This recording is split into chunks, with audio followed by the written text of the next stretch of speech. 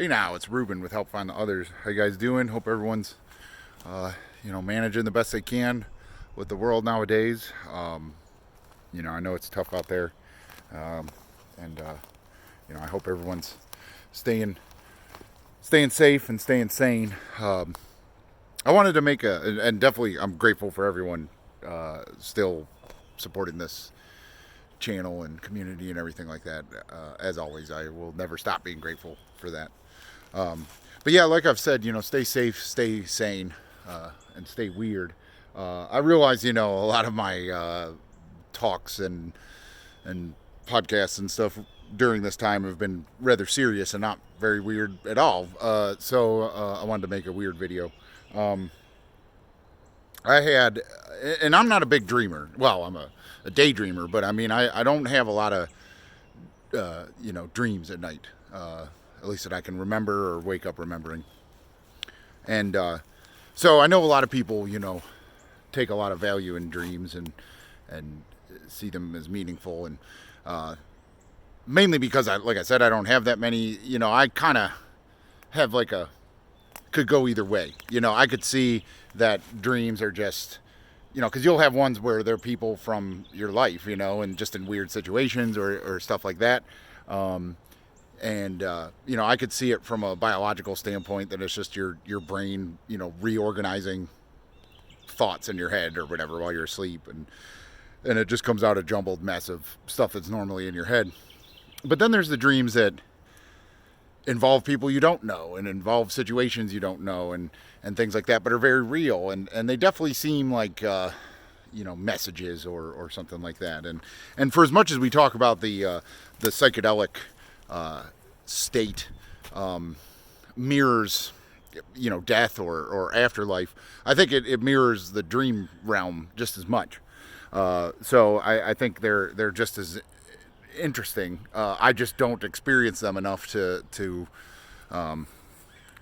say like, oh, I had this dream and it led me down this path or whatever. But I think that and I've seen from other people that during this time where the energy of the universe is all over the place, a lot of people are having weird dreams. And I also know that I don't have dreams. I know if you smoke weed before you go to sleep, like, you tend to not have dreams. It stops the REM sleep cycle or whatever, and you don't have dreams. And last night I was high as fuck. I made a new batch of cannabis pills and whatever. So and I still had this very vivid dreams. And it I woke up a lot during the night, and there was a storm going on, so I woke up a bunch. And that moment when you wake up for a dream and like it starts fading away, but when you wake up, you know where you're at. You're in your bed. This was different in that every time I woke up, I knew I was awake and not dreaming, but I didn't know where I was or who I had like my dream caused ego death. But then every time I fell back asleep and back into the dream, that was real. For instance, there was a dog in the dream. I was living in some apartment with some people, and there was one person from my life that I haven't thought about in a long time, like a drummer from an old band. And he was a part of this somehow, but he was upset at me for like talking shit about him or something. I can't remember that component. But one of my roommates had this dog, and it was a big brown Newfoundland, and not a dog from my real life at all. But playing with this dog was like, and seeing in the dog's eyes was like, oh my God, I missed you. There was this connection to this dog, which was very interesting. And I've seen that before in there seems to be some essence of reincarnation with dogs. So where I've had dogs, I'm like, oh my God, this is my dog that died when I was a kid or whatever. I've had that. And I had that same feeling with this dog in my dream. And so anyway, in this dream, we were having dinner and talking about finances, like paying the bills, everyone putting in, and everyone was talking about Bitcoin and stuff like that. Like, I mean, it was very weird, and I kept falling asleep or waking up in my bed in my home and being like, who's this? And then like my dog was next to me, and I was like, I don't know that dog. It was very weird. Where normally when I wake up for dreams, I know exactly where I'm at and who's around me, but it was very much that ego death type thing, and so it got me thinking that and I had a reading with Jessa Reed, who I've talked about before. I definitely recommend checking out her podcast, and she talks about timelines and stuff like that a lot. And I really, she says that this time right now, like all the timelines are being jumbled up and thrown in the air, and she actually doesn't want to do readings right now because the energy's so weird, and like there is no more fate and destiny. Like everything's just kind of being thrown to the wind. And so, like, I think that's another opportunity, if that's true, if that's what's really going on. I think that just means it's another opportunity for us to pick new timelines, and reinvent ourselves, make new friends, make new living situations, new occupations, new goals in life, stuff like that. So the dream really made me think of that, and like,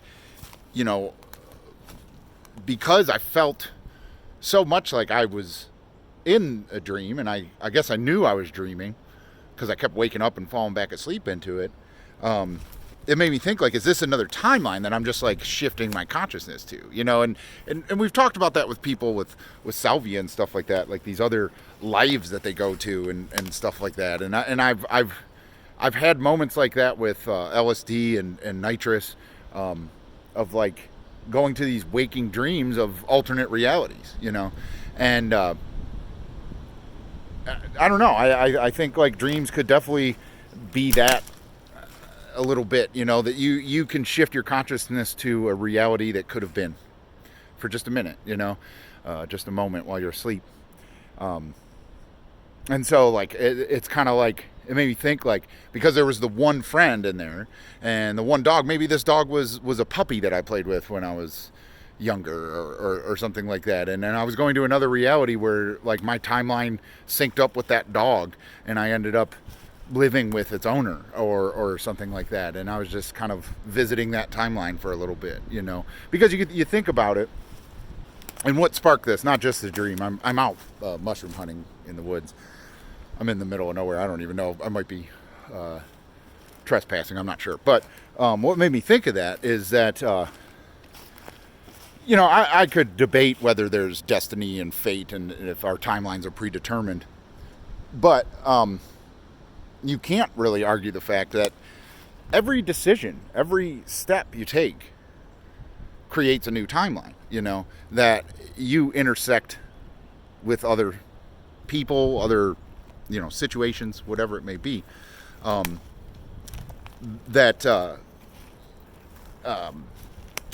made me think of that with mushroom hunting is, or any kind of hunting, if you're hunting deer, you need to, you don't just sit there and a deer crosses your path and you kill it and eat it, right? It's a little more complex like that on the spiritual level, in that your timeline needs to intersect that deer's timeline. When you're out hunting for mushrooms, your timeline needs to intersect that mushroom's timeline. That mushroom's an organism; it has a timeline. You're eating its fruiting body, and that's the point. It puts it out to spread spores, and by harvesting them, you spread the spores. So it's been an evolutionary strategy of that mushroom to be tasty, and much like psilocybin mushrooms, the evolutionary strategy has been to provide psilocybin and make yourself desirable to other species that will spread the spores and propagate you. So that's a timeline. It may not be a conscious timeline, or in the sense of what we consider consciousness, but it's a timeline nonetheless. And in order to eat that mushroom, you need to intersect its timeline. Your timeline needs to intersect. And so the goal of a mushroom hunter or a deer hunter is to educate yourself and gain as much knowledge as you can to be able to predict when the time is right to make those timelines crash into each other, right? And so that's what that dream kind of had me thinking, is like, if there is destiny and fate, and we, have to follow a predetermined timeline, and if, Jessa Reed is right, that has all gone out the window, and it's kind of like the deck is being shuffled right now. Well, then that more instills the what I've been saying since this whole pandemic thing started, in that the psychedelic crowd needs to be the spiritual warriors here, and realize that we understand, the pattern to the direction of life, and following signals from the universe, or whatever, whatever terminology you want to use to following your destiny, or whatever, that the psychedelic community definitely seems to be tuned into. Well, now's the time for us to use that knowledge. Much like a hunter, understands the knowledge of where to find what they're hunting for. If we're seeking direction and understanding, and being on the right path, and doing all the things that we all want out of life, then the psychedelics, the psychonaut is the hunter right now. You can hunt for your timeline, for your path. If you don't want to be a IT guy right now, or whatever, and like you've always dreamed of being a psychedelic therapist or whatever, now's the time to make that timeline real, and it's not going to happen to you. It's you have to go out and seek what will lead you in that direction, and you have to start making it real. You have to, start making those plans, and I do believe that we all have that opportunity in front of us right now. Whether or not we have the courage to take it, I don't know. I'm struggling with that right now. It's like I've stumbled into a good career path and can be very comfortable doing what I'm doing, but it doesn't make my heart sing. And I think there's a timeline out there that I can fall into that doesn't disrupt, everything I've built in my life, but creates a timeline going forward, or narrative, or whatever you want to call it, of where I'm honestly doing what I want to do. And that's more than just, making YouTube videos and podcasts. I mean, making a career out of it, and really building something. So, that's kind of where my head's been at. And for whatever reason, that weird dream, talking with roommates about Bitcoin and playing with the dog, and not understanding why my friend from ages ago is upset with me, for whatever reason, that's what that made me think about. And that's, kind of what I've always thought about hunting in general, is like, you don't just stumble into these timeline intersections that result in harvesting whatever it is you're hunting. It requires knowledge, and preparation, and understanding, and also accepting. I've gone out hunting for whatever lots of times and come back empty-handed, and I've never been upset about that. I mean, just now I'm not finding any mushrooms, and it may not be the right. It's a little cold, But I mean, I just stumbled into those. Okay, these are fiddleheads. Like, I'm probably not going to take them, because I think you need to make sure you know what kind of. I don't know if that showed up in there. I'll pick one. Hold on. That's a fern fiddlehead. So ferns are toxic, and but when they're in this form, when they just started coming out, they are edible, and you can make a salad. But it's also the golden ratio, right?